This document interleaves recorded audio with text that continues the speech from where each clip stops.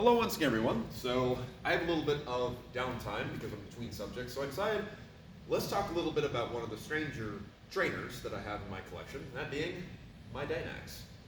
So I showed this off a while ago when I put it together, and I have actually been making quite a bit of use of it, and so I figured, hey, let's take this opportunity to kind of talk about it.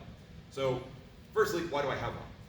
Basically, this used to be a quarterstaff half that broke, and I'm turning the top half into a mace, and I turned the bottom half into this Dane Axe, and I just brought an Arkham broad axe head, or Arkham, I don't know if there's actually an R in that, but anyway, I bought one of their axe heads, which is great, and just mounted it on there.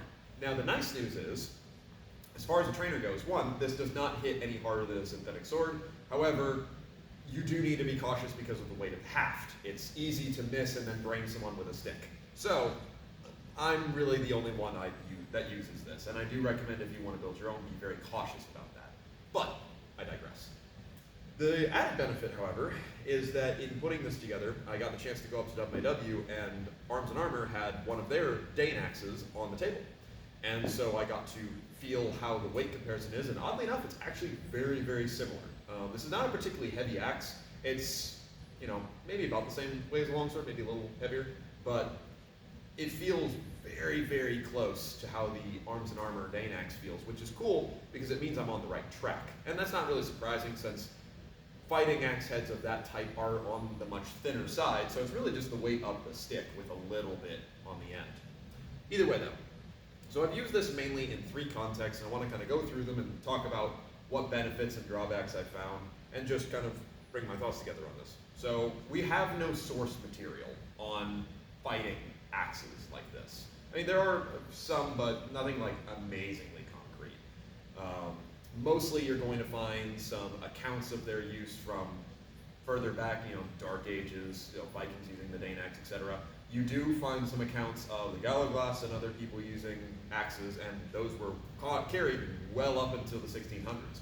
Then you do have some other regions that use axes of that type. So for example, there is a Hungarian source of shepherd's axe that is basically, if not quite this type, but the same sort of idea of about its size, and things along those lines. So when it came to utilizing this, I mostly stick to a mix of using it like a longsword, because it's about the same length as a longsword, a little longer than your average longsword, and then on the other hand, just using any sort of general polearm knowledge I know. And that has been serving decently well, but I'll get more into that later. As far as opportunities, like extra things it gets me, not much, it should be said. This does not have a ton of defensive potential other than its perceived threat. I can't really keep people at range with its tip because all the tip threatens to do is to obstruct or to hook. By itself, it doesn't really have that much thrusting capability, at least this particular design of it doesn't have, so it's not all that useful in that regard. As far as defending myself with the haft, again, not necessarily that great. I found my best parries have been when I have struck by catching, or rather stifling a cut with the top of the axe, and then working from there. Hooks, but we'll get back to that later.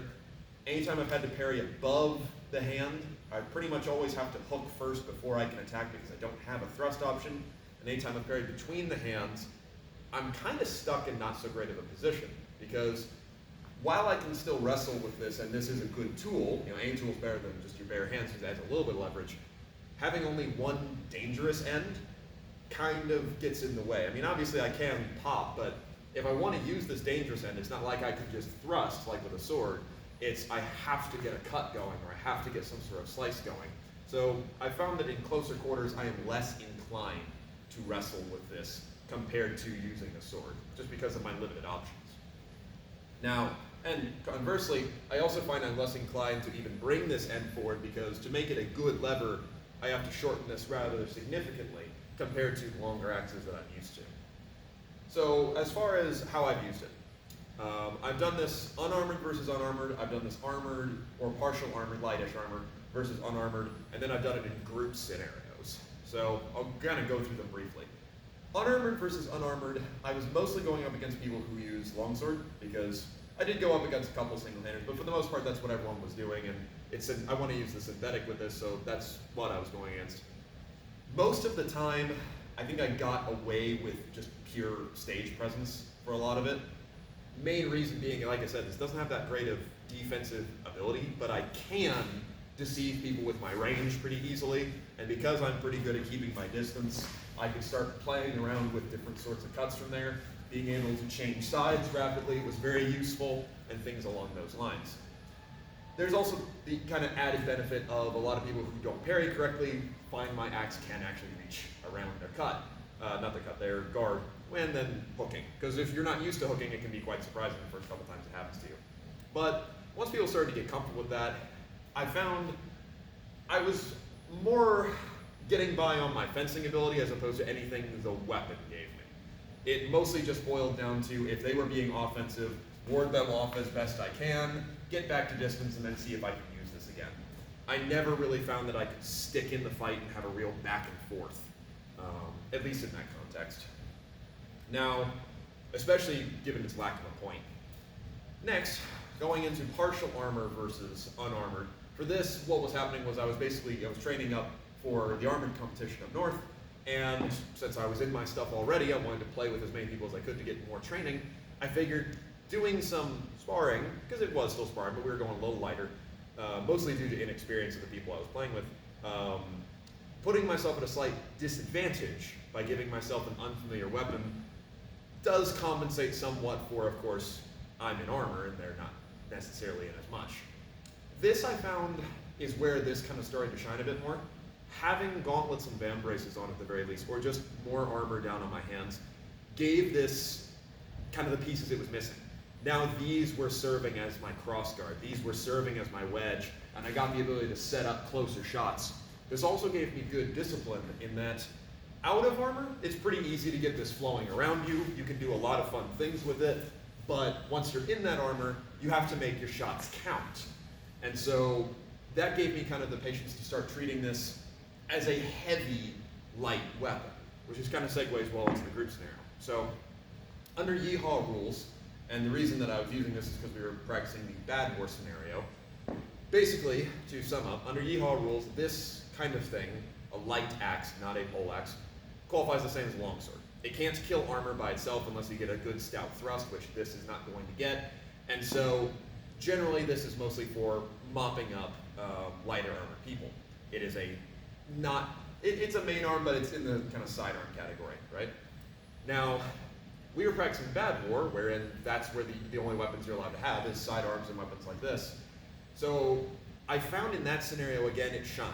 Mostly because I would go up against my opposite numbers in decent amounts of armor, and while I didn't necessarily have any more tools than they did other than a more reliable front hook, it did give a lot of them pause, because you run into the scenario of sword usually falls to polearm. This is still a polearm even if it's small. And so in those sort of scenarios, this felt a lot more comfortable. I won't necessarily say that it gave me a ton of advantage, but there were a few instances in which being able to throw a strike, someone would parry it, and I could hold them with it, a la we do with the poleaxes in normal group combat, was quite nice. So I would say out of all the places that I've fought with this, that's really where it felt best, was in a group scenario when I had at least some armor on and was working from there. Now, of course, the question then becomes, well, does that line up historically? Kind of.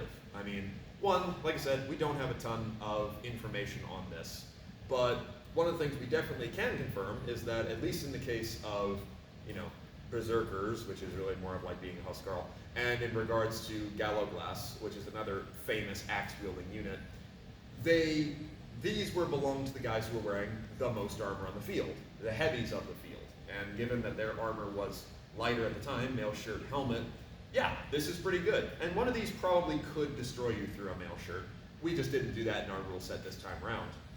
I would say that does line up in that case, because if I just have gauntlets and a good helmet, and I have some form of torso armor, yeah, being able to bring this about my head rather comfortably, that would go a long way against someone who is fighting in much lighter gear against me. Now, it's not quite the same, fear factor as, a Montante or Spadone, but it is certainly in that same vein as good battlefield weapon, sometimes good, heavier weapon for like little skirmishes and stuff, but not a great civilian weapon. I mean, not that you couldn't, of course, carry this around, but on its own merit, one-on-one, it doesn't give a lot of advantages in my personal experience so far. But either way, if you have any thoughts on it, I'd love to hear them.